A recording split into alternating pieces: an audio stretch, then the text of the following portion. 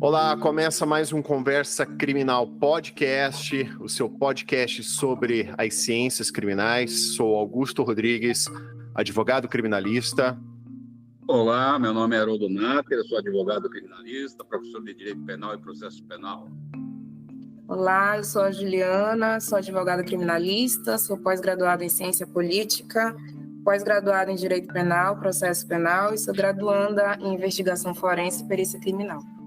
Olá a todos, todas e todes. Sou o Guilherme, eu faço parte do coletivo negro Minervino de Oliveira, é um coletivo ligado ao Partido Comunista Brasileiro e milito aí no movimento negro desde 2014, 2015.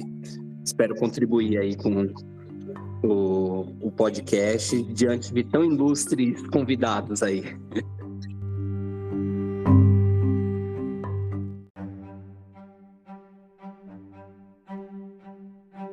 Então, a respeito do julgamento em relação ao perfilamento racial, o ministro Edson Fachin, ele já proferiu o voto, entendendo que no caso concreto houve sim motivação racista na abordagem dos agentes policiais, né, que prenderam uma quantidade de 1,53 gramas de cocaína com o paciente, o qual ele foi condenado por tráfico de drogas, né? Houve, então, esse HC no Supremo Tribunal Federal, impetrado pela Defensoria Pública do Estado de São Paulo, mas ainda está pendente de julgamento na Corte em razão de um pedido de vista do ministro Fux. A respeito do racismo na persecução penal, nos processos, né, penais, até faço uma pergunta já para o professor Haroldo, para a Juliana, que são advogados e militantes da área. Quais são as considerações iniciais que os colegas gostariam de fazer a respeito na persecução penal, o racismo em relação à persecução penal?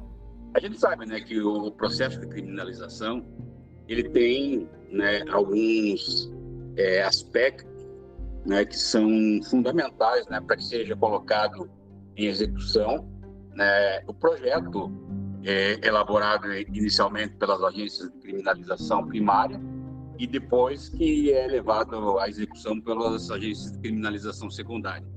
Entendendo-se aí, né, evidentemente, as agências de criminalização primária, o Congresso Nacional, né, a Câmara dos Deputados e Senados, que tem aí a função de legislar, né, a respeito dos tipos penais, né, de criar, né, condutas que seriam em tese criminosas. Historicamente, a gente sabe, né, que especialmente, né, aqueles que detêm o poder têm como objetivo principal a manutenção desse poder, né? Então eles procuram de uma certa forma evitar, né, que outras categorias, que outras pessoas, né, possam de alguma forma ameaçar esse poder. Então a nossa legislação ela cria evidentemente uma série de circunstâncias com o intuito de manter numa determinada posição determinados grupos de pessoas, né, evitando que essas pessoas possam, em algum momento, né, da história, igualar condições, né, de vivência e de competição em sociedade, né? Então, dentro desse processo de criminalização primária, historicamente, a gente tem percebido, né, que algumas categorias de pessoas, né, que alguns grupos de pessoas são clientes preferenciais das agências de criminalização, especialmente das agências de criminalização secundária, que são aquelas agências que estão com a função, né, de dar execução a um projeto inicialmente entabulado pelas agências de criminalização primárias, né? E aí, né, a gente sabe que o cliente preferencial, e isso as estatísticas comprovam, né, para esse processo de criminalização, tanto na fase primária quanto na fase secundária, né, são aquelas as pessoas negras, né, aquelas pessoas, né, que em tese, né, historicamente teriam um déficit, né, de fazer valer a sua manifestação, a sua palavra, o seu sentimento, as suas posições, né, a sua compreensão, a sua cultura, enfim, tudo que possa representar de alguma forma uma ameaça para aqueles que buscam, né, num plano estético, né, manter o poder que usurparam, né, e continuam usurpando de outras categorias, de outros grupos de pessoas.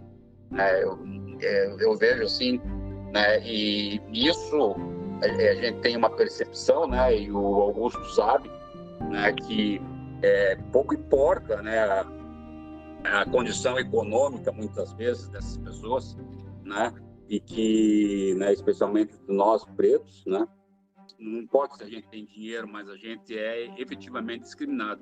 Eu sinto isso, né, eu tenho 35 anos de advocacia, quase indo para 36, né, eu sinto nos tribunais, né, especialmente aqui no estado do Paraná, né, e a gente viu essa manifestação recentemente aí, por conta de um desembargador dizendo que a nossa cultura é superior à do Norte e do Nordeste, né? E eu sinto, né, que eu não entro lá, assim, eu não pertenço muitas vezes, não me sinto pertencente, né, àquela localidade, ao Tribunal de Justiça, porque a gente vê, primeiro, poucos advogados negros, pardos, né? E quando a gente usa aquela tribuna, a gente tem que ser 100 vezes melhor para minimamente ser ouvido. Aproveitar que tem um professor aqui entre nós e contar uma historinha de quando eu estava na graduação ainda, né? Aí, quando entrou na parte especial, né, para tratar desses crimes, né? E dar aula sobre a injúria racial, e eu simplesmente não conseguia entender como que a injúria racial não era uma expressão de racismo. E eu ficava... Como que isso é possível? O professor, pacientemente, com muita didática, de uma forma brilhante, explicava, dava o exemplo, né, sobre que a injúria é direcionada a um indivíduo, enquanto que o racismo é o coletivo e tal. E nós aprendemos dessa forma, né? A alteração, a equiparação é desse ano, né? E essas turmas agora que estão aprendendo já com essa alteração, mas nós estudamos dessa forma ainda, né? Que a injúria era uma coisa, o racismo era outra, e aquilo não entrava na minha cabeça, né? Inclusive, professor Marcelino, se estiver ouvindo, não é nada contra o senhor foi brilhante. Mas quando eu penso nessa história, com o julgamento do HC, com a lei de equiparação à injúria racial, crime de racismo, me vem muito isso na memória, em retrospectiva. Por quê? Porque depois de um determinado letramento, a gente percebe que algumas situações vai até para além do processual. Aquele incômodo, aquela coisa que eu estava sentindo, que eu não conseguia nem expressar em aula, até para o meu professor me explicar aquilo, que eu não conseguia aceitar, que eu não conseguia entender, era para além do processual, né? Era uma inquietação racializada. Né? Para quem está ouvindo, eu me identifico como mulher negra, e nós que somos negros, nós que temos essa percepção, sabemos quando somos vítimas do racismo, nós sabemos que a expressão do racismo ela está entranhada em qualquer coisa, em todos os dias, em todos os momentos. Então, aquela inquietação, ela era uma inquietação racial, porque nós conhecemos a ofensa racial, nós reconhecemos o olhar do racista, nós reconhecemos até mesmo quando esse racismo vem velado e até mesmo numa forma de elogio, qualquer que seja. Então, quando você me pergunta o que vocês acham sobre esse julgamento, né, do Supremo, esses HC, essas recentes alterações, são coisas que a gente já vinha visualizando, que a gente já sentia na pele, que a gente, professor Haroldo, que está há 35 anos advogando, então já deve ter visto muito mais do que a gente essa questão processual. Nós sabemos quem são, nós sabemos que as abordagens elas são racistas, sim, que a própria existência da polícia, o próprio treinamento, ele é direcionado para isso, né?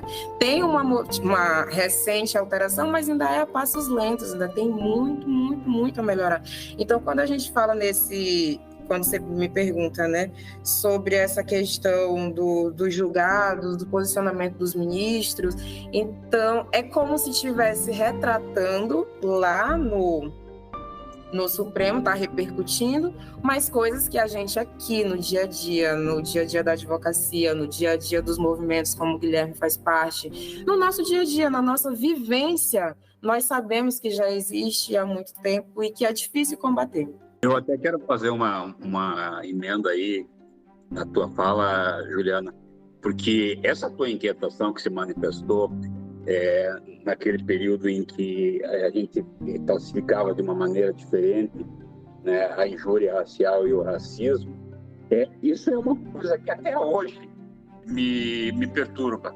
Eu não consigo ainda, né, eu dou aula, leciono, né, há quase 30 anos também, né, e eu não consigo compreender a razão dessa diferença. Uma coisa que me deixa um pouco assim, angustiado é porque muitas vezes me parece que as agências de criminalização primária, quando vão eleger um determinado tipo penal, de alguma forma, essas agências procuram não dar toda a carga necessária, né, para um determinado tipo, né, como é no caso, por exemplo, antigamente da injúria racial. É como se fosse uma coisa menor, assim, não é nada tão importante, não é nada tão relevante. Só que com a mudança, com o passar do tempo, essas coisas vão atingindo um outro patamar, né, e as pessoas vão percebendo que já não é mais possível tentar controlar a evolução do conceito. E aí, né, surgem as mudanças que a gente está, né, experimentando aí nos últimos tempos. Então, você contou uma história, eu já tinha um outro podcast contado isso para o Augusto, né? Eu sinto até hoje, né, há bem pouco tempo, né, naquela mesma Câmara lá onde o desembargador se referiu ao Paraná como sendo um estado com uma cultura superior do Norte e do Nordeste, né? E a gente sabe o porquê que ele se manifestou dessa maneira, né? Eu sofri aquilo que também foi qualificado assim como um ato menor, inclusive pelo nosso órgão de classe, né? Eu entrando na sala de sessões lá da segunda Câmara Criminal, né, eu e mais 2 colegas, era um caso de estupro de vulnerável, e o desembargador resolveu fazer uma brincadeira comigo. Veja o nível da brincadeira desse sujeito. Era um caso de estupro, né? Ele falou assim: vamos dar então início ao julgamento do caso do Dr. Fulano de Tal, que está aí acompanhado do seu sócio, e ao que parece o réu veio junto e apontou para mim. Assim, já, né, um advogado experiente, né, eu fiquei atônito, né, com aquele tipo de manifestação, e a reação, né, ela foi mais no plano acadêmico do que propriamente no plano da indignação pessoal, né, porque eu até falei assim, racismo, né? Daí ele falou, não, lombroso. Daí eu até comentei assim, pode ser até criminalização conforme o estereótipo, né? Mas lombroso já vai há muito tempo, né? Que a teoria não é mais convalidada nem pelo meio jurídico, né? Muito menos pela sociedade. Mas fui até a ordem dos advogados, né? Não tivemos nenhuma reação, né? Pedi um desagravo, não foi concedido, né? Um dos jornais aqui de Curitiba, na época, publicou um artigo meu falando sobre justamente a criminalização conforme o estereótipo, né, e o Tribunal de Justiça do Paraná, onde eu termino esse artigo dizendo que negro no Tribunal de Justiça só pode ser o réu. Né? Então, a gente está muito próximo ainda, né, dessas perspectivas, né, abusivas, sim, injustificáveis, e a gente passou aí por um período recente onde as pessoas perderam completamente, né, o pudor de manifestar determinadas compreensões, né, a respeito do mundo e da vida, absolutamente reprováveis, né? Então, e a gente está agora numa fase de recuperação disso, né? Tentando aí né, ocupar espaço, né, a gente vê, né, o que vem sofrendo, por exemplo, o Renato na Assembleia Legislativa, né, que aquilo me deixa muito inconformado, triste, e assim, eu não consigo crer, né, que a gente ainda tem que conviver com esse tipo de gente na sociedade.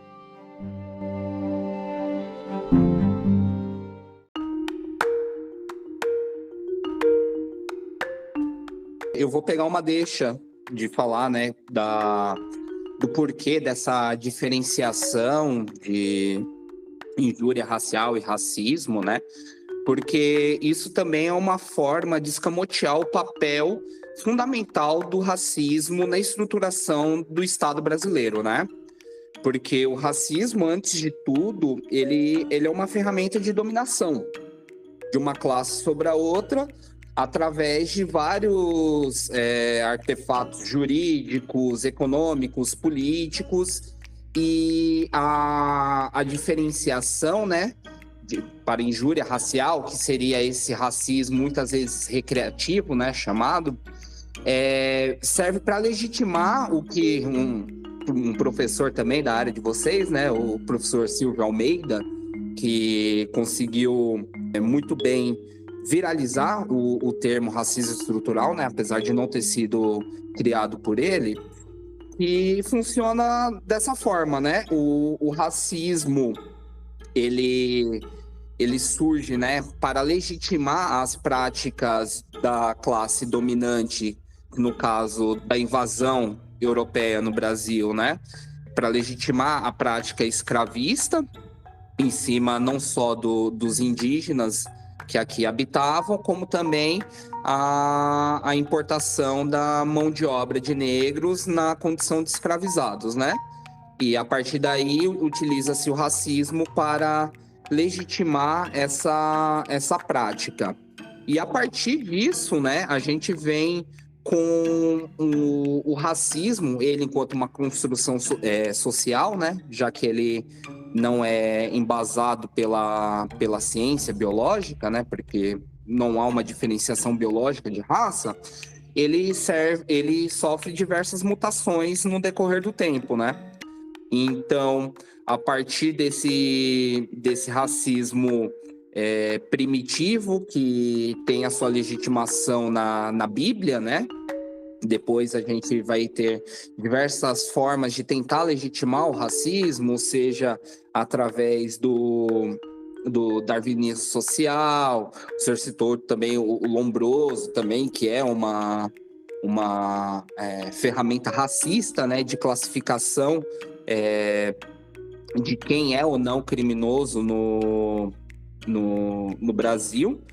Mas essa diferenciação, ela funciona nesse sentido, né, de escamotear o racismo que estrutura a sociedade brasileira, dando uma diferença de que se é o racismo cotidiano, ele não é tão grave quanto uma série de leis e impedimentos legislativos ou sociais que impedem a sociedade, essa parcela da sociedade negra, né, de caminhar entre os estratos da sociedade, né?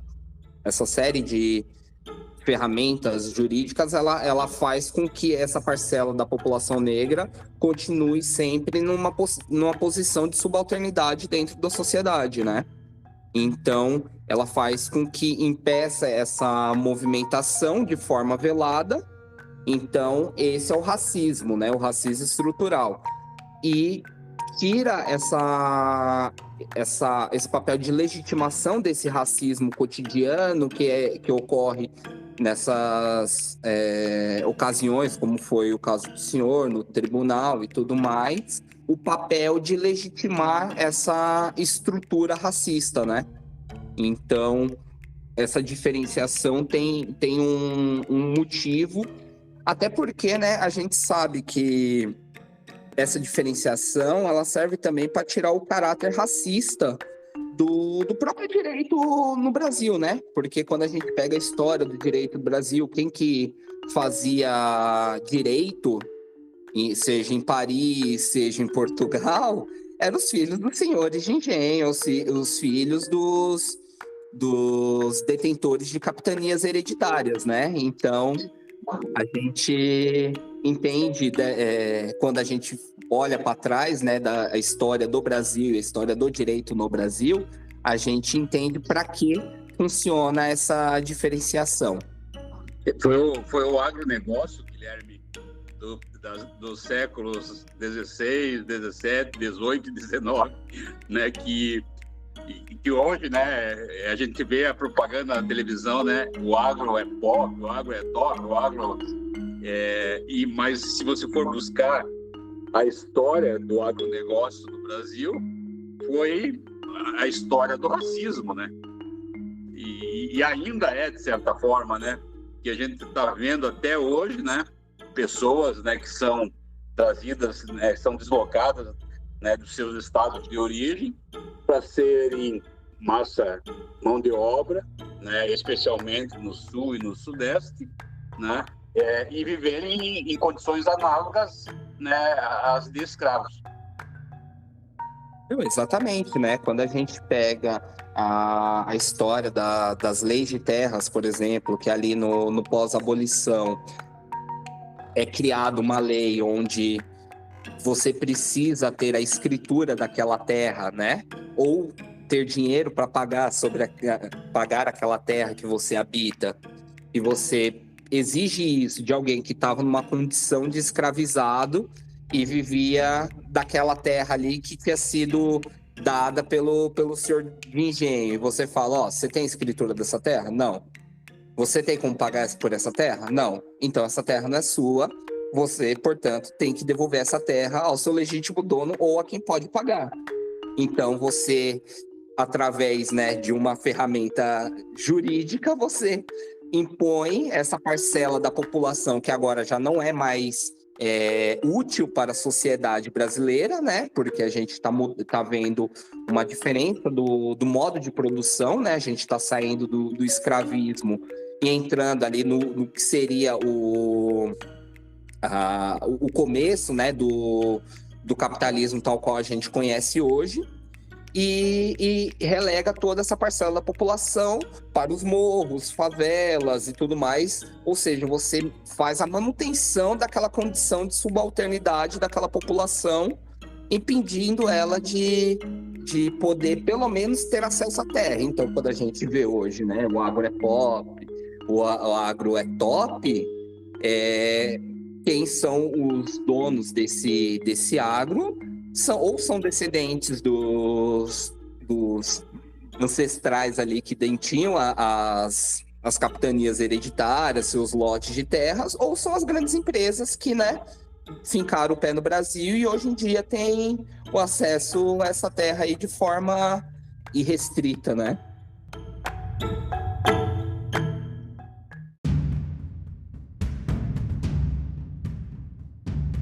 O Guilherme falou uma coisa muito interessante sobre essa questão do pós-abolicionismo, né? Essa fase. E o quanto isso influencia na nossa sociedade até hoje, né? Eu costumo dizer que, teve o dia 13, né? O dia 13 de maio, a abolição. O grande problema residia no dia 14. Então, no dia seguinte, estava aquela massa de pessoas sem educação formal, sem lugar para ir, sem comida, sem trabalho, sem nenhum direcionamento, sem uma política pública que abraçasse naquele momento para fazer esse pós-período de escravidão. Lembrando que a gente saiu de um período de mais de 300 anos de escravidão. Isso é um dos últimos países, né, a abolir a escravidão foi o Brasil. Então, nós saímos disso, mas no dia seguinte nada foi feito, né? Foi, como o Guilherme falou, empurrado para as favelas, para os trabalhos análogos aos de escravos. Então, pouca coisa mudou na realidade, né? E a questão que ele falou sobre o próprio direito, né? A função do direito, os detentores desse poder, porque 1 ano e meio depois disso, o Brasil editou um decreto a favor da imigração europeia, que facilitava, que fomentava. Por quê? Porque a ideia racista de que o país precisava embranquecer, né? Então, isso é tão agressivo, mas tão necessário falar, porque uns foram favorecidos em detrimento a outros, né? Esse é o básico que nós precisamos aprender do racismo, que nem sempre é também uma questão numérica. Nem sempre é numérica. Segundo a Pesquisa Nacional de Amostra de Domicílios de 2021, a população negra brasileira, que é formada entre pessoas que se declaram pretas e pardas, é de 56%. Ou seja, nós não somos minoria, nós somos maioria. Mas o racismo, ele trabalha nessa estrutura de poder, né? A população negra não foi, após a escravidão, não foi desejada aqui. E logo após isso, essa questão do fomento da imigração europeia, criou-se mais uma lei, a lei de vadiagem. Quem era o vadio? Quem não tinha emprego. Quem não tinha emprego formal ou educação para ter o emprego ou oportunidades? População negra. Então, realmente, isso que o Guilherme falou, o professor Nader anteriormente, o professor Haroldo anteriormente falou, tem muito sentido e a gente sente os efeitos disso até hoje. E que a Juliana citou uma população negra que é maioria no Brasil, mas a gente não vê essa maioria representada nos espaços de poder, principalmente, né? Se for observar nos tribunais ou em todas as instâncias do Poder Judiciário, essa população negra não se vê representada ali, né? O que também é muito emblemática, por exemplo, é aquela foto, né, de você ver do Tribunal de São Paulo, ali do TJ de São Paulo, vários desembargadores ali, pelo menos eu não lembro de ter visto pelo menos um desembargador ou uma desembargadora negra, né? No Supremo Tribunal Federal, durante toda a história do Supremo Tribunal Federal, quantos ministros negros tivemos? Então, uma proporção que a gente não vê representada nesses espaços de poder, ou mesmo até no próprio Congresso Nacional, né? Não, é exatamente isso, né? Que eu acho que isso que a Juliana trouxe vai muito nesse sentido, né? Porque quando é criada essa lei de vadiagem, né? Qual o contexto que surge, né? A gente pega toda a população que era escravizada, que até então era o motor do desenvolvimento das forças produtivas do país. A partir de 1888, né, essa população já não serve mais, portanto, ela tem que ser descartada. Como que ela é descartada, né? Além de lhe ser negada diversas condições básicas para a sua sobrevivência, como acesso à terra, à saúde, educação básica, saneamento básico e tudo mais, né? As categorias de trabalho que antes eles ocupavam sob a condição de escravizado, agora lhe é negada com a trazida de diversos operários europeus. Então, as categorias mais subalternas, mais vulnerabilizadas, mais precarizadas são empurradas para essa população. E, consequentemente, né, alguns preferem não exercer determinadas funções porque é pior do que quando estava sob a condição de escravizado. Com isso, né, surge todo um exército marginal ali, que é relegado, né, à marginalidade, e vem todo o aparato jurídico para criminalizar essa população, né? Não à toa que, né, no início, isso a gente está falando do início do século XX, que começam a surgir as primeiras leis de criminalização de substâncias, né? Então, a gente vê todo um debate sobre a criminalização da maconha, que a maconha é o fumo de negro, né? O fumo de Angola, e é por causa do consumo excessivo da maconha que o negro é agressivo, que o negro consome, que o negro comete crimes ou que o negro é vadio. E daí, a partir disso, você tem uma legitimação para que as forças repressivas do Estado possam encarcerar essa população, né? Porque cai num jogo de quebra-cabeça, né? Que é assim, né? O negro, ele não serve para trabalhar, por isso que ele é pobre. Se ele é pobre, portanto, ele é marginal. Se ele é marginal, é também porque ele é preto. Portanto, ele tem que ser criminalizado, tem que ser preso, tem que ser retirado da sociedade, enquanto a gente está trazendo todo um exército de trabalhadores brancos, né? Então, é a partir daí que surge esse perfilamento racial, né? De que o negro, por essência, é um criminoso e, portanto, toda e qualquer ação estatal que controle esse indivíduo socialmente na sociedade brasileira é legítima, porque é uma chaga que tem que ser extirpada do país e do ideal branco que principalmente a sociedade eugenista cria na época, né? Como um elemento degenerador da raça, um elemento que é responsável pelo atraso, por isso que o Brasil não chegou ao nível das grandes nações europeias, por causa desse elemento negro que, para eles, né, é uma chaga que insiste em existir no Estado brasileiro.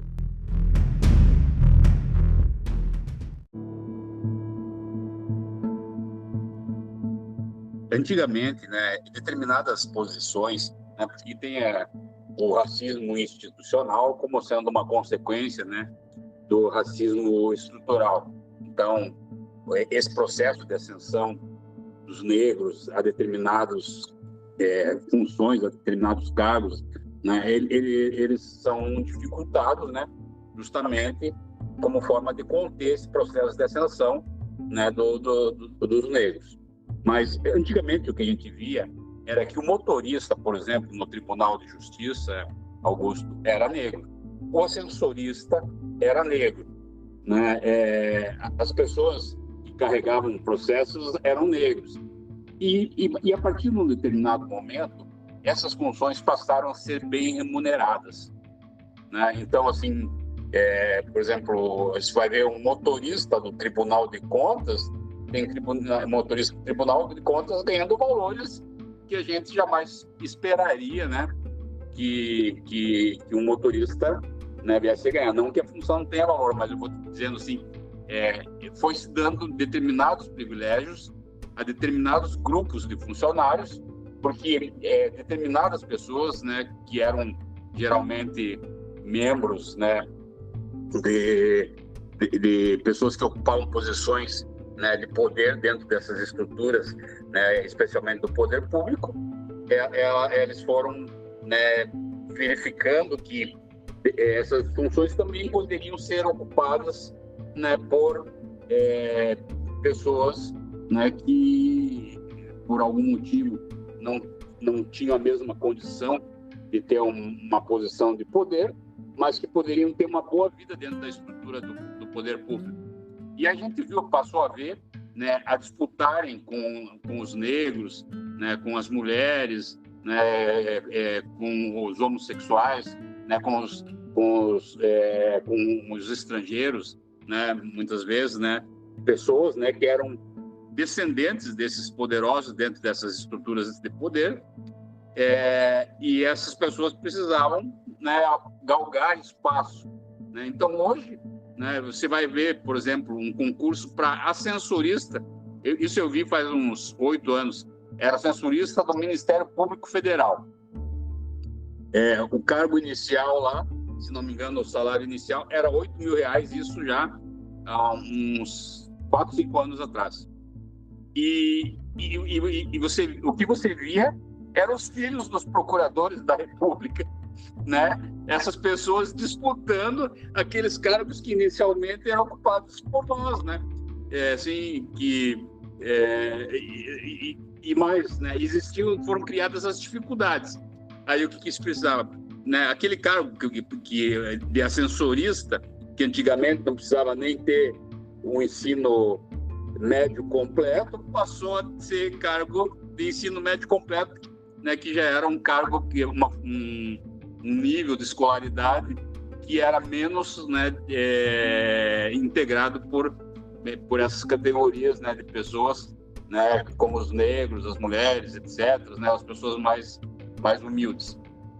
Então, e hoje, né, você vai ver muitas vezes tem cargos que não têm a necessidade, né, de ter uma formação acadêmica muito qualificada, onde eles pontuam mestrado e doutorado.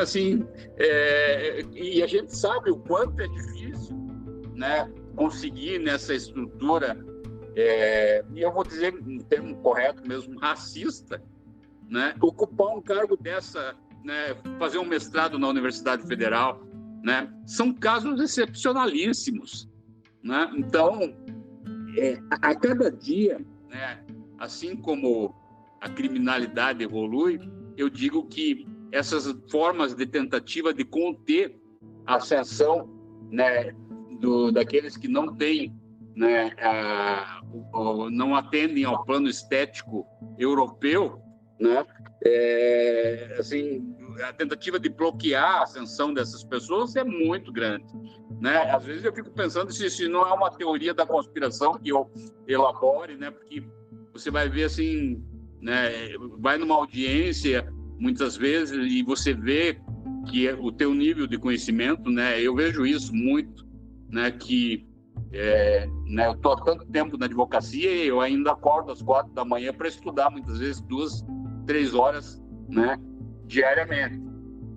Mas e você vê que o juiz que está sentado lá na tua frente, né, que atende ao plano estético, né, compatível com a função da magistratura na visão dessa gente, né, ele não sabe 10% do que você sabe, mas ele tenta de alguma forma te diminuir, né, e te colocar para baixo numa tentativa muitas vezes até de fazer com que o cliente mude de advogado. Eu já tive isso nesses 35 anos de advocacia, em que, né, o cliente uma vez foi falar com o juiz sem a minha presença, e o juiz falou: quem sabe se o senhor não mudasse de advogado, o senhor não teria mais sucesso?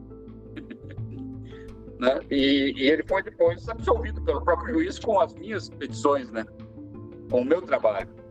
Então, assim, o que a gente vê é, na verdade, que a mentalidade escravista, né, dos séculos, né, 15, 16, né, 16, 17, 18, 19, até o século XX, né, eu, quando tinha ali 14 anos, eu fui para o Rio Grande do Sul, né, eu estou com 60 agora, e, né, então, há 46 anos, ainda tinha calçada de branco e de preto. Ainda tinha clube de branco e de preto. Né? Assim, as colônias, os italianos, né, que o Guilherme falou, que vieram para o Brasil, né, que a Juliana também falou, e ganharam, né? Enquanto o negro brasileiro aqui, né, teve que lutar para ocupar o seu espaço, né? Os imigrantes, né, europeus ganharam terras aqui. Né? E o ponto de partida deles é muito diferente do nosso. Até, por exemplo, essa questão desse racismo escancarado, né? É um fato que me marcou. Uma vez eu, num evento como o falecido e lendário músico Raul de Souza, né, que é um trombonista, poxa, reconhecido não só no Brasil, mas no mundo todo, né? Um baita trombonista de jazz, negro, carioca. Ele morou na década de 60 aqui em Curitiba. Ele conta que ele tocava nessas bandas de baile, né, à época, e ele fazia parte de uma banda que foi contratada para tocar aqui num clube da alta sociedade curitibana. E quando ele foi sábado à tarde para passar o som lá, ele foi impedido de entrar, e a justificativa que o encarregado ali do clube falou, abre aspas, preto aqui não entra. Raul de Souza falou isso. E ele falou, enfim, que daí eles acabaram conversando e ele foi o primeiro músico negro a tocar nesse clube aqui, famoso clube de Curitiba, né, da alta sociedade curitibana. Foi o primeiro negro a tocar ali porque, enfim, ele acabaram entrando no acordo, mas, enfim, isso me marcou muito, né?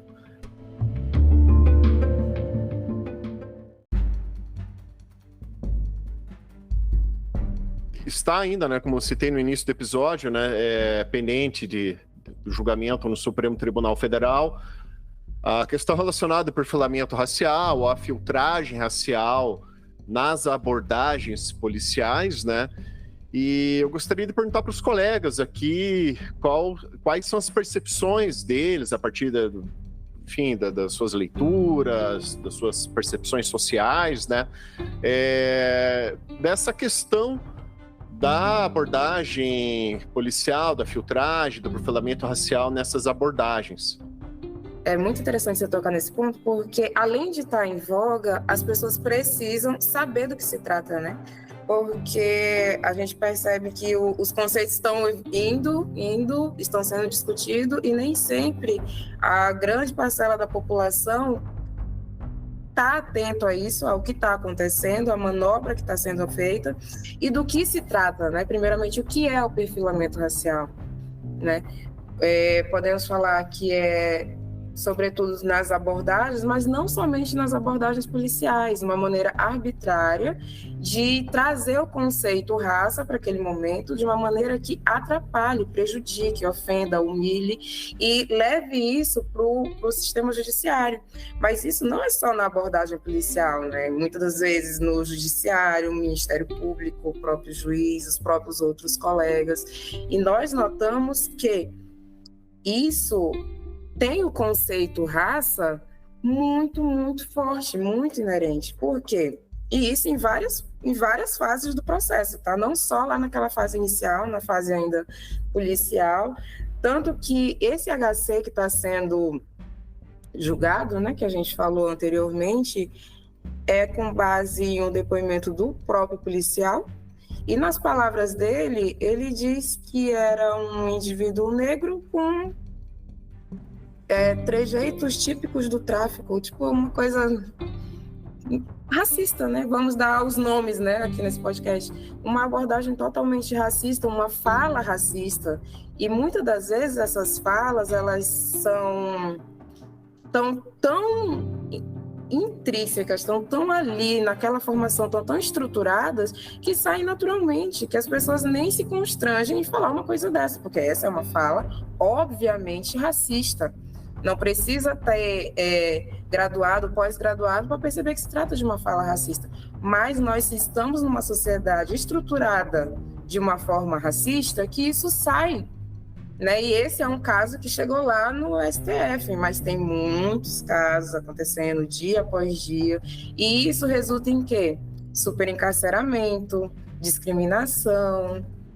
E é difícil combater, principalmente porque muitas das vezes não é reconhecido. Então é difícil combater algo que você ainda nem reconheceu que existe.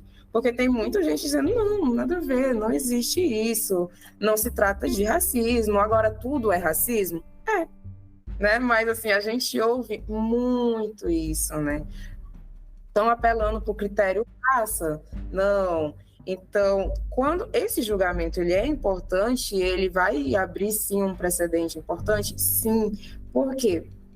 E isso acontece todos os dias. Então, esse precedente é importante. Eu estou acompanhando, não só eu, todos os colegas, né, acompanhando o andamento disso, para saber como vai ser o posicionamento, porque é importante no nosso exercício, né, na nossa profissão, mas também no nosso dia a dia, né, para onde estamos indo enquanto sociedade, para onde está indo esse debate, porque é muito característico de saber quem são as pessoas mais prejudicadas, né, com essas políticas. Muitas das vezes, essas políticas tanto judiciárias, prisionais, elas são políticas importadas de outros países, de outras regiões e trazidas para cá de uma maneira que não é feita a correta adequação à nossa sociedade, o nosso histórico, né? Nós somos o país que foi o último a abolir a escravidão. Como é que isso não vai influenciar? Influencia. Então, essas políticas são trazidas para cá, empurradas e executadas de uma maneira que prejudica a sociedade e prejudica a população negra. Por exemplo, quando a gente fala no reconhecimento pessoal. E o artigo do Código de Processo Penal é muito claro em dizer como é feito.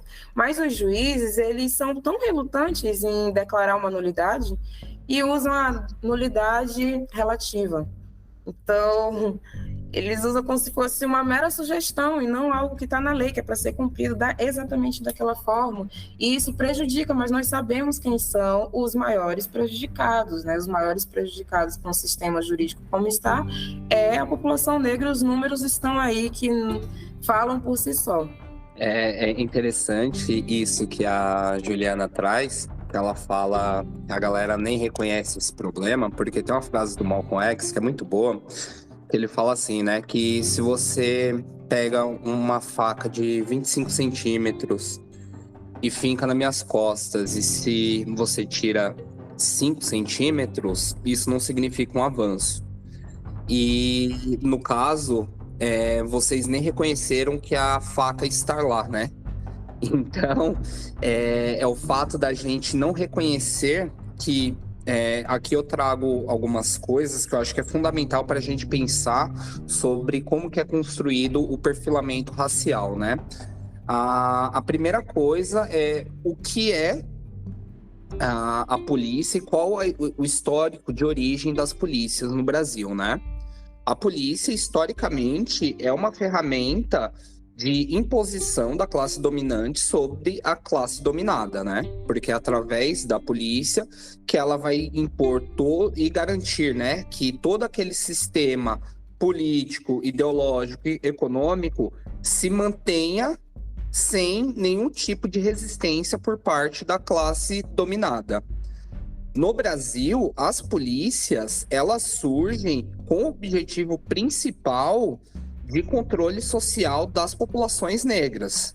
Quando a gente vê no início do século XVIII, né, quando a família real vem para o Brasil, que anos depois surge a primeira polícia, a Guarda Real e tudo mais, o símbolo da polícia do Rio de Janeiro hoje em dia é o mesmo daquela época, e o brasão é o quê? Um ramo de café e um ramo de cana-de-açúcar. Quem eram os produtores desses produtos no Brasil? Por que que eles tinham esse símbolo? Porque o objetivo deles era, para além de algumas outras funções, né, era a capturar negros escravizados foragidos. A polícia de São Paulo também tem o ramo de café até hoje. A função principal das polícias no Brasil é manter esse domínio sobre a população negra, e isso vem até hoje, né? Porque quando a gente pega o perfilamento racial, né? Eu falei um pouco sobre a marginalização da população negra, a criminalização de substâncias. Isso tem tudo a ver com a questão racial, né? Porque a gente, principalmente com relação à criminalização das substâncias, nunca teve a ver com as substâncias em si, mas sim quem usa elas, né? No caso do Brasil, uma população que era marginalizada, que tinha sido empurrada para a vadiagem, por assim dizer, que consumia maconha. Então, a gente criminaliza a maconha e tem o motivo que a gente precisava para criminalizar, para invadir as residências, para prender essas pessoas. Então, o histórico da polícia brasileira, ele carrega toda essa bagagem racial e de controle social das populações negras. Basta ver, por exemplo, a polícia militar hoje em dia, né, que ela é o policiamento ostensivo. Ela se resume em policiar aonde tem mais crimes. Onde que tem mais crimes? Nas periferias. Por que tem mais crimes nas periferias? Porque a população lá é negra e pobre. Portanto, a polícia precisa estar lá. E daí, eu acho bem interessante a gente trazer que com essa abordagem da polícia, né, a gente tem a Lei de Drogas de 2006, né? Que foi uma lei que um erro crasso do governo do PT. E essa é uma das minhas maiores críticas ao governo petista, né? Porque a política de segurança pública deles foi um grande desastre. E a partir dessa lei de drogas, né? Utiliza da versão do policial, se aquela pessoa que foi abordada com uma quantidade que não está descrita na lei de drogas, se ela é presa, se ela é traficante ou não. Quando a gente põe uma lei de drogas num país de origem colonial, racista, com uma polícia extremamente racista, que age principalmente na periferia, a gente está criminalizando quem? Não à toa que de 2006 para cá, a gente atingiu o patamar de terceira maior população carcerária do mundo. E 45% desses presos estão presos provisoriamente por tráfico de drogas. Ou seja, né, principalmente a questão das drogas hoje, né, é o motivador principal dessa política de segurança pública que tem em vista criminalizar e encarcerar a população negra. Então, a gente não tem como fazer um debate sério e honesto sobre o perfilamento racial se a gente não pega esse histórico racista da nossa polícia, do nosso direito criminal, porque ele se baseia no racismo para poder agir em cima da sociedade brasileira com esse viés de controle social e criminalização da pobreza.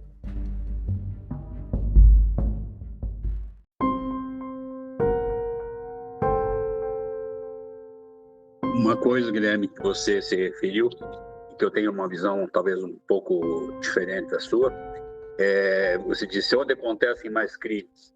Nas periferias. Eu te desafio a provar que acontece mais crime na comunidade da Vila das Torres do que no centro cívico. No centro cívico, qual é o critério, né? O critério é o de capacidade de resistência daquele que será objeto da ação policial, né? Então, aquelas categorias, né, aqueles grupos de pessoas que a gente pode denominar de hipossuficientes, eles têm uma menor capacidade de reação. E aí eles são escolhidos para serem criminalizados.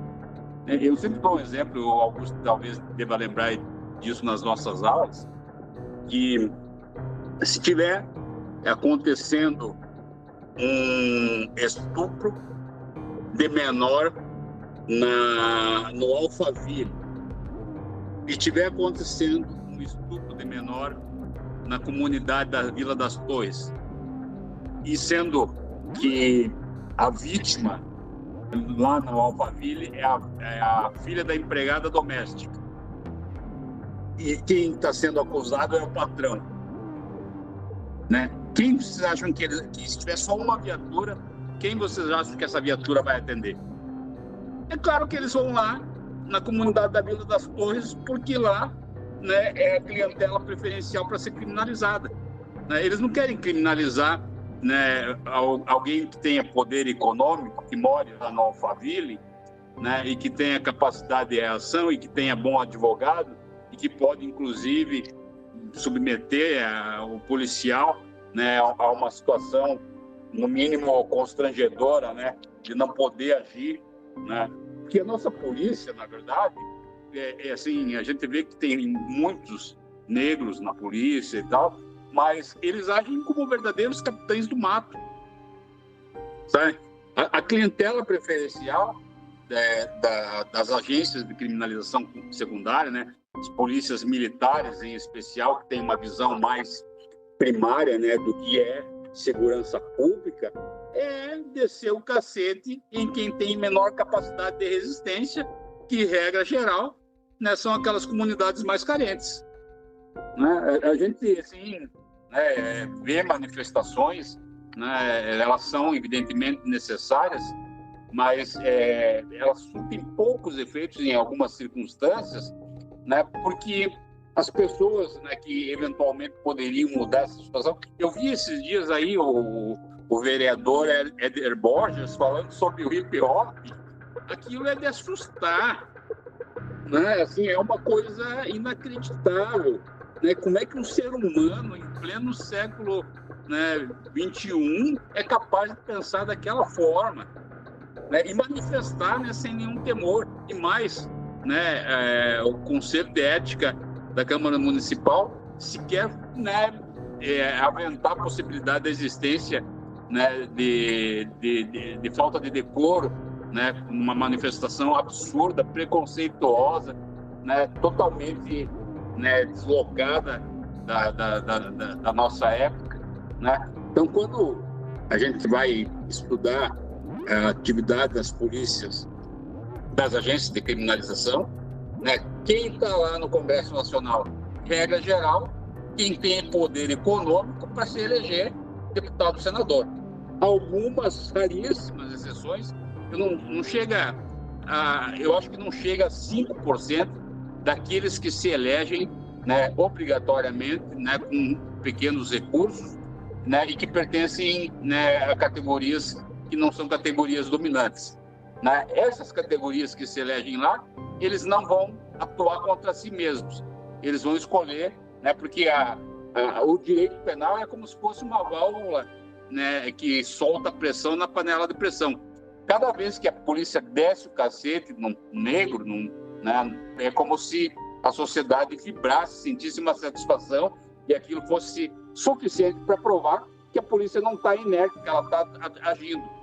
E o que, né, seduziu como um canto de sereias, né, boa parte da população humilde no Brasil, né, inclusive dos negros, né, na Lava Jato, foi que a gente viu, né, alguns membros, né, da sociedade, né, poderosa, né, numa briga de poder entre os poderosos, né, sendo objeto da ação das agências de criminalização secundária, de uma das agências, né, do Poder Judiciário e do Ministério Público, né? E aí as pessoas chegaram a se enganar com aquilo, achando que era uma medida, né, que eventualmente fosse trazer, né, um plano de igualdade para a sociedade, quando a gente sabe que aquela briga não era nossa, né, era uma outra briga, né, era uma briga entre outros, né, atores e que nada tinha a ver com a gente.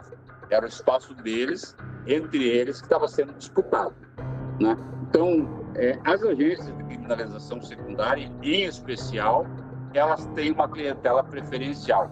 A clientela preferencial é aquela que opõe menor resistência. E aquela que opõe menor resistência são aquelas que não têm poder econômico, né, que vivem, né, em localidades que são desprezadas, né, pelos poderosos, né, que não têm políticas sociais. E a grande revolta do país, né, contra as políticas afirmativas que surgiram aí faz algum tempo, né, é que elas viabilizam a pessoas que não pertencem à classe dos poderosos a ter uma posição de maior tranquilidade, de maior poder, né, que também é um poder muito limitado, né? Então, eu tenho certeza que se a gente for ali na Assembleia Legislativa do Paraná, a gente vai encontrar muito mais criminoso do que na comunidade da Vila das Torres. Eu tenho certeza que se a gente for lá no Tribunal de Justiça do Estado do Paraná, a gente vai encontrar muito mais criminoso do que na comunidade da Vila das Torres. E assim, também no Ministério Público. Foi exatamente isso que eu me referia, né, professor? Que para o sistema judiciário, para a classe dominante, né, a criminalidade está nas periferias, né? Mas basta a gente lembrar, né, quantas armas foram encontradas lá no Vivendas da Barra sem ser efetuado nenhum tiro, né? quantos quilos foram encontrados de pasta base de cocaína no helicóptero, numa fazenda, né? E quando rola qualquer operação nas favelas, a gente vê números exorbitantes de mortos, balas perdidas, que coincidentemente sempre encontram corpos pretos e pobres, né? E as quantias de drogas e armamentos recuperados são mínimos comparado, né, com nesses locais. E tem uma colocação que é muito ilustrativa. Eu não lembro se foi um coronel da PM de São Paulo. Ele fala que as abordagens nos Jardins, que é um bairro nobre de São Paulo, para quem não conhece São Paulo, né, não poderia ser a mesma que ocorre nas periferias, né? Porque, né, a gente não precisa falar os motivos óbvios, né? E tem um outro grande exemplo, que foi o policial sendo filmado lá em Alphaville, em São Paulo também, que ele foi chamado por um caso de violência doméstica, e ele simplesmente não entrou na casa, porque o dono da casa estava simplesmente: fala aqui que eu vou chutar sua boca, porque aqui você é um lixo, você é macho lá na periferia. Então, tipo, é só para ilustrar o que o professor trouxe aí.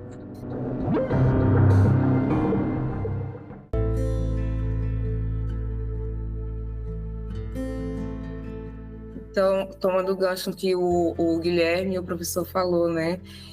Quando eu estava me preparando para participar aqui com vocês, fui sintetizar, pesquisar algo, né, do que eu queria trazer, e até incentivo esse exercíciozinho, né? Jogar no Google os casos de repercussão, os casos mais recentes de racismo.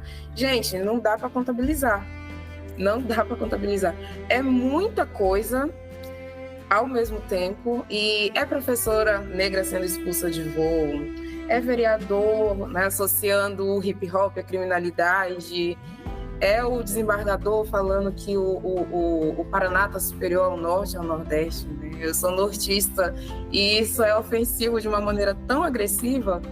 E são tantos outros casos, dançarina que foi impedida numa abordagem da Polícia Federal em Rondônia, né, no aeroporto, é professora que recebe palha de aço de um aluno na turma.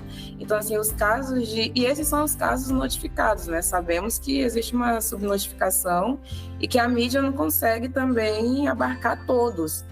E o que a gente vê em comum, né, com isso, como no caso do desembargador, né? Um pedidinho de desculpa meio bobo, né? Meio já preparado, chora um pouquinho, ou apela que foi tirado do contexto, ou quando não diz que tem depressão, estava medicado, foi mal, estava doidão. Então, assim, parece que a gente sempre tem as mesmas desculpas. Às vezes, não é nem um pedido de desculpa sincero, né? Eu lembro que a gente falou da percepção racializada, né? Da inquietação, e a gente, como população negra, às vezes percebe que é só uma sonsice mesmo, né? Só mesmo para tentar fugir, de repente, de uma punibilidade, né? De uma repercussão negativa com as mídias, com a internet.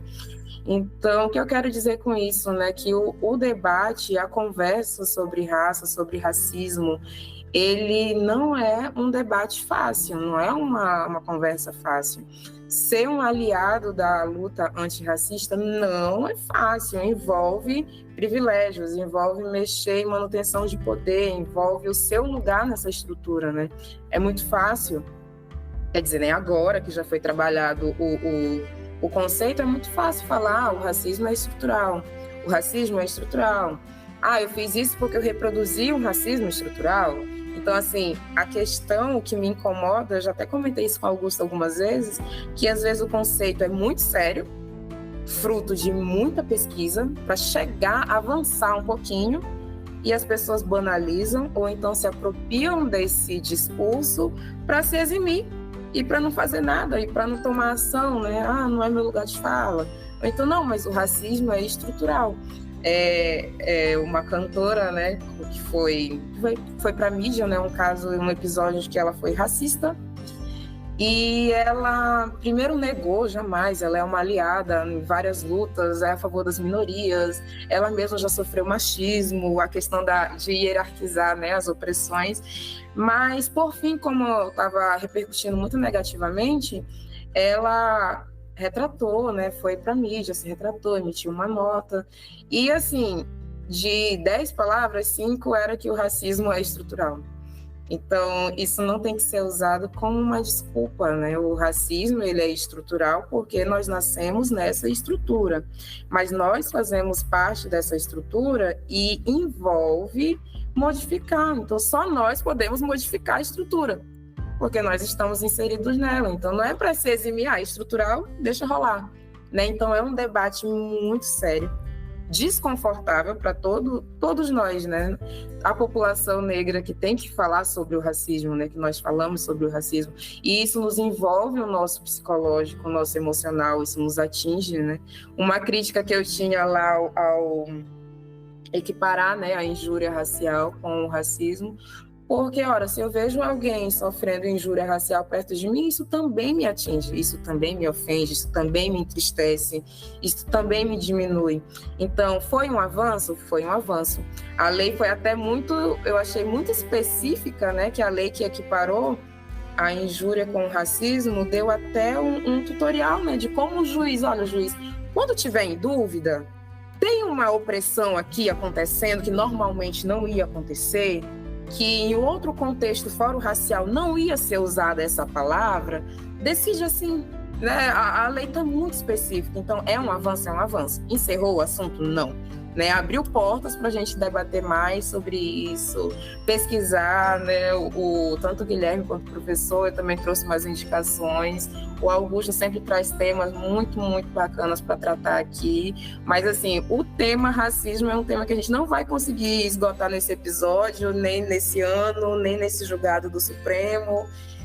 Tá longe da gente esgotar, né? Mas o caminho é esse, pesquisar, aprender, o letramento faz parte também.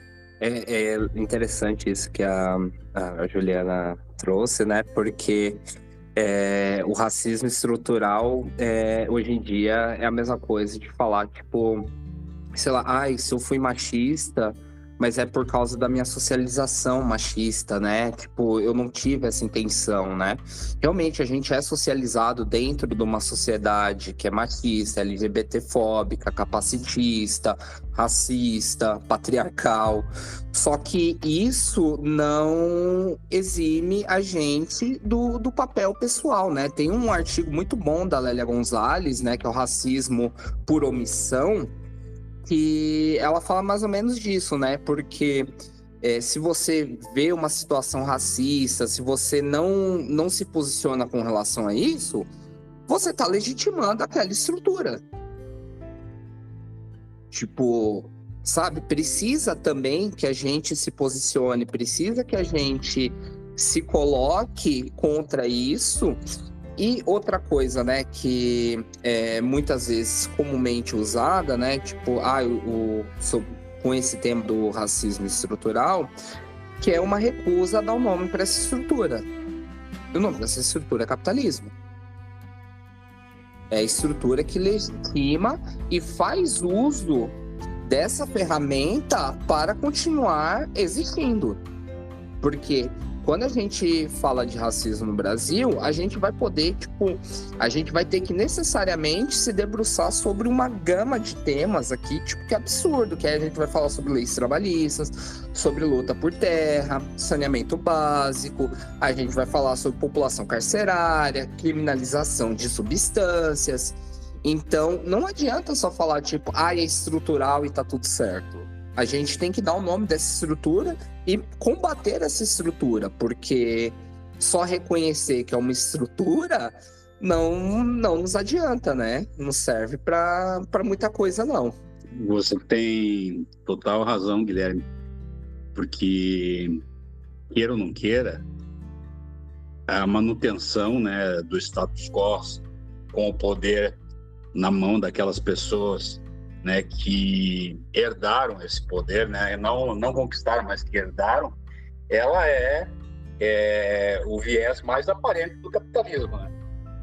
A gente está numa luta de classes, né? E queira ou não queira, né, uma boa parte da sociedade brasileira aí, que a Juliana falou das estatísticas, né, que a gente tem cerca aí de 50, não sei se foi a Juliana, se foi o Augusto, 50 e poucos % da população brasileira que se autodenominam negros ou pardos, né, são pessoas que não têm aquilo que é a expressão mais óbvia do poder, que é o capital, né? Então, nessa medida, né, e eu sinto isso, a gente vê isso visivelmente, né, quando você vai, por exemplo, ver que determinadas funções, né, como eu disse anteriormente, que antigamente eram ocupadas pelas pessoas mais humildes, especialmente pelos negros, né, hoje são disputadas, né, pelos filhos, né, das classes poderosas e abastadas, né? E o que eles fazem, né? Eles superdimensionam, né, os valores, e nós aí que somos os menos favorecidos, né, ficamos custeando, né? Aí você vai ver, né, como é que pode, né, um juiz, um magistrado federal, né, ter direito a uma bolsa para pagar estudo para o filho até 27 anos de idade, né? Auxílio paletó, auxílio livro, né? Como é que alguém vai disputar com essa gente, né? E eles não vão jamais querer abrir mão desses privilégios, né? E a gente tem um monte de situações, né, onde se vê, obviamente, né, uma mentalidade capitalista, né, selvagem, né, para manter essa posição, né? Isso a gente chama hoje de extrema direita, né? O capitalismo é indissociável da extrema direita, né? Não tem como separar isso, não tem como a gente fazer uma distinção, né? E aí, né, eles querem ter mais armas, né? Porque armas têm poder, né? Mas que nem o Guilherme falou, não vai achar na comunidade, né, na favela da Rocinha, tantas armas quanto achou na vivendas da Barra lá, né? Numa prisão, né, numa operação policial, né? Mas eles querem manter. E hoje a gente vai ver, né, que as coisas mudaram tanto que a gente tem uma nova forma de capitalismo que chama milícia. Né? Eles estão dominando, estão escravizando as populações das comunidades no Rio, né? Especialmente onde as milícias têm grande atuação, né? E é um processo de escravidão, né? Onde você tem que comprar o gás, onde te indicam, onde você tem que comprar o gatonete, onde te indicam, não tem concorrência, né? E o que o capitalismo quer? Não ter concorrência.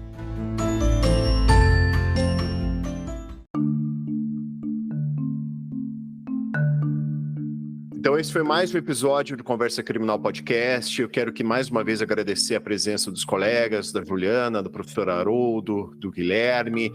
E também já deixo aqui a palavra para os convidados, se quiserem fazer alguma indicação de alguma obra, de alguma dica cultural, ou qualquer tipo de recomendação para os nossos ouvintes. Bom, eu primeiramente, né, queria agradecer mais uma vez ao Augusto, né, pelo convite para participar, né, dessa conversa, dizer que me deixa muito feliz encontrar pessoas como a Juliana e o Guilherme, né, e o Augusto, né, que já foi meu aluno, num debate dessa natureza, ver que esse assunto precisa ser discutido.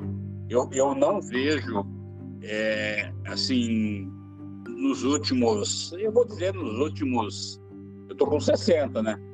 Mas, apesar de algumas políticas públicas que tentam fazer com que, né, os negros tenham uma possibilidade de ascensão e de domínio, né, sobre os seus próprios destinos, né, eu não vejo nos últimos, pelo menos nesse período que eu estou nesse plano aqui, né, terráqueo, eu não vejo nenhuma evolução.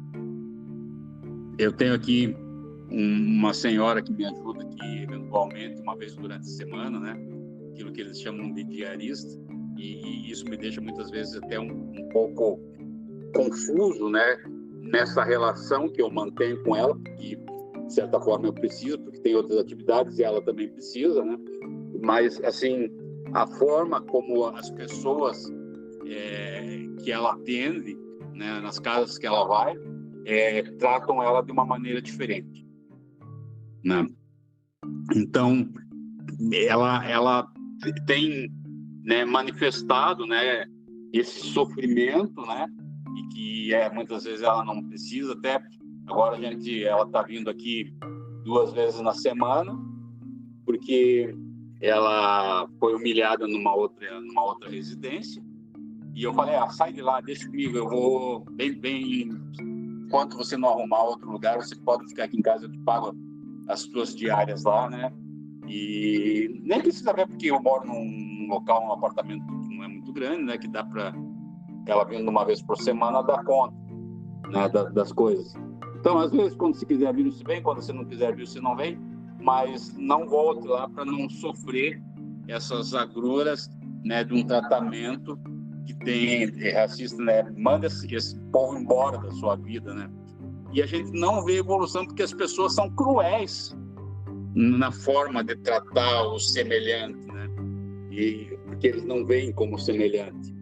Então, a gente precisa de ações mais efetivas.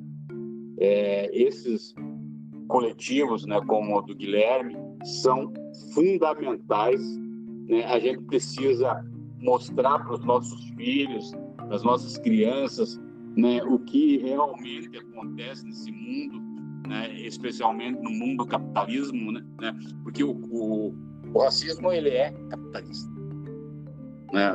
O capitalismo é racista. Não tem outra forma de descrever, né, o capitalismo como, né, um sinônimo de racismo, né? E então é necessário que a gente tenha uma série de atitudes, né? A gente ter um senso de colaboração mais efetivo, né? Puxar, né, aqueles que são, né, os nossos semelhantes, né, negros como nós, né, viabilizar que eles consigam também galgar espaços de maior, né, responsabilidade e de maior grau de liberdade, né? Porque eu faço uma equiparação e talvez não seja o momento correto, mas o poder tem muito a ver com a liberdade, né? Só é livre quem tem, em alguma dimensão, um certo nível de poder, né? E ao mesmo tempo que esse poder também pode, de certa forma, prender determinados conceitos negativos, né, no indivíduo também. Então, eu acho assim, que a gente deve promover mais debates dessa natureza, deve estar sempre atento, né? E não basta sentir, né? A gente tem que agir também para que isso tenha nossa ação tenha algum resultado positivo, né? Contrariando, né, as posições dos racistas, né? E elevando, né, o nosso povo a um nível que seja igualitário, né, que aproxime os indivíduos uns dos outros. O Augusto sempre pede também uma obra no final do podcast para indicar, né, Augusto? Eu gosto daquelas 3 obras lá do Laurentino Gomes, né, que sobre a escravidão lá, que eles falam em 3 volumes. E a minha sugestão são os 3 volumes de Escravidão do Laurentino Gomes. Vou agradecer, Augusto, pelo convite. Gostei muito ao professor Haroldo, ao Guilherme pela troca. Eu disse que vim aprender e aprendi muito com vocês. Augusto, parabéns pela iniciativa do podcast. Antes de ser convidada, eu já ouvia, continuo ouvindo, sempre te dou os feedback. É muito legal aprender, né, com essa didática do podcast. Eu gosto muito, sou fã. E eu separei, sim, 3 obras para indicar, né? A primeira é para quem se incomodou com a fala do desembargador, né, sobre o Norte e o Nordeste. Eu vou indicar uma genial, né, para vocês conhecerem, quem não conhece ainda, o nível do que é produzido aqui, o nível da pesquisa aqui. E eu vou indicar o livro Caminhos Trilhados na Luta Antirracista, da professora Zélia Amador de Deus. Ela é paraense. E ela é genial, né? Quem quiser me dar o feedback depois, estou aberta a ouvir, porque vocês não vão se arrepender. A segunda indicação é uma indicação para a vida que eu faço sempre que eu tenho oportunidade. Quem não leu ainda deve ler. Quem já leu, lê de novo. Pele Negra, Máscaras Brancas, do Fanon. E em terceiro é a resolução 484, né, de 2022 do CNJ, a indicação aí específico sobre um grupo de pesquisa deles sobre o reconhecimento pessoal, para a gente ter uma base, né, para quem é da área, para quem é curioso, estudioso na área, para saber para onde que a gente está indo aí, né, juridicamente falando, para onde que está indo a pesquisa. Então tem muita coisa legal nessa resolução deles, e aí fica aí a dica. Eu queria agradecer primeiramente o convite do Augusto, ao professor Haroldo, a Juliana. Foi um prazer enorme. Aprendi muito com vocês, né? E eu acho que é uma iniciativa ímpar trazer esses debates, principalmente numa área que a gente sabe que é bem complicada, que o direito está... Eu acho que essa daqui é uma das poucas vezes que eu estou com profissionais do direito que não tem uma longa linhagem dentro do direito, né? Porque quando a gente vai conversar com juízes, essa galera, e avô, desembargador, tudo mais, eu acho que aqui tem 3 membros legítimos da classe trabalhadora. Então, isso deixou a conversa muito mais confortável, né? Eu queria começar divulgando o coletivo que eu faço parte, o Coletivo Negro Minervino de Oliveira. A gente, como diz o nome, né, é um coletivo negro que tem uma abordagem anticapitalista, socialista, que entende, né, que a questão racial é indissociável do capitalismo. Então, para a gente combater o racismo, só combatendo radicalmente o capitalismo, porque, como diz uma mulher que eu admiro muito, né? Inclusive trouxe uma indicação dela, Angela Davis, né? Ser radical é atacar a raiz do problema, né? Então, a gente tem que agir como se a gente pudesse mudar radicalmente todas as coisas que nos afetam. Então, é necessário que a gente estude a origem do racismo, qual o papel, qual a função do racismo para o capitalismo, e para que a gente possa combatê-lo coletivamente para a emancipação, né? Não só da classe trabalhadora, como no Brasil, né? A classe trabalhadora que é majoritariamente composta por pessoas negras e principalmente mulheres negras, né? Pegando o gancho da Angela Davis, eu queria indicar eu trouxe uma porrada de indicação aqui, vocês me desculpem. Eu trouxe Estarão as Prisões Obsoletas, da Angela Davis, porque ela faz um debate fundamental sobre antipunitivismo, abolicionismo penal. Ela escreveu boa parte dos seus materiais dentro dos 16 meses que ela passou na cadeia, que ela foi perseguida pelo FBI e tudo mais. Outra dica que eu dou é uma coleção da Universidade Federal da Bahia, o Fumo de Negro e Fumo de Angola, que eles tratam a criminalização da maconha em 2 momentos, né? Um pós-abolição e agora contemporaneamente, que eu acho que é fundamental para qualquer pessoa que quer combater o racismo. Ela tem que necessariamente estudar a criminalização das substâncias. Outro livro que eu acho que é fundamental para todas as pessoas para entenderem o que é o racismo no Brasil é o Sociologia do Negro Brasileiro, do Clóvis Moura, que é simplesmente genial, assim, é tão fundamental quanto o Pele Negra, Máscaras Brancas, que a Juliana citou. E por último, vou deixar a dica de um documentário muito bom que tem na íntegra no YouTube, que é Notícias de uma Guerra Particular, que é um documentário de, acho que 97 ou 98, falando sobre guerra às drogas e tudo mais, e você vê como que quase 30 anos se passaram e pouca coisa mudou nesse sentido. Então, mais uma vez, obrigado pelo espaço.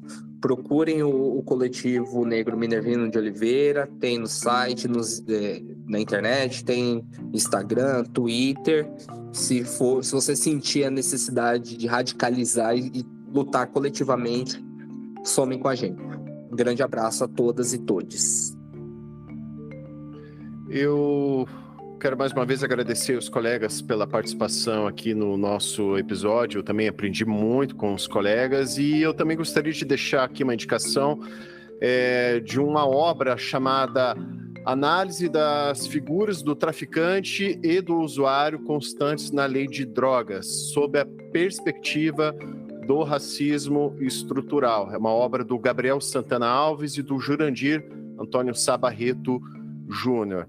Essa indicação, e bem como as indicações dos colegas, vão constar na descrição desse episódio. Quero também agradecer em especial você, ouvinte, que nos acompanhou até esse momento, e te peço uma gentileza. Se você tiver um amigo, um parente, um conhecido que possa se interessar por esse conteúdo, por favor, compartilhe esse episódio, que assim vamos divulgando e propagando o conhecimento.